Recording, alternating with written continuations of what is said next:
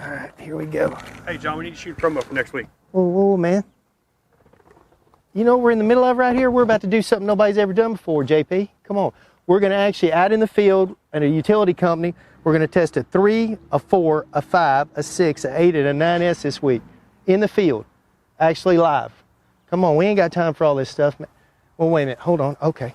Stand here for just a second. We got to shoot some quick little promo thing. Well, no, wait. You get out of the picture. You're going to make me look bad, man. Okay.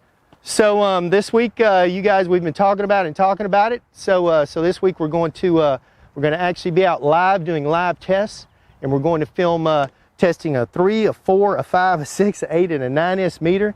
Some crazy voltages and services, and we're pretty excited about it. I don't think anybody's ever done this before, and so stay tuned, because we're going to really get some great webinars out of this. You're going to get some on-hands training on this. You're actually going to see it in the field, what we've shown you on those training benches, but now you're going to get to see it live. So stay tuned, folks. Thanks. Appreciate y'all.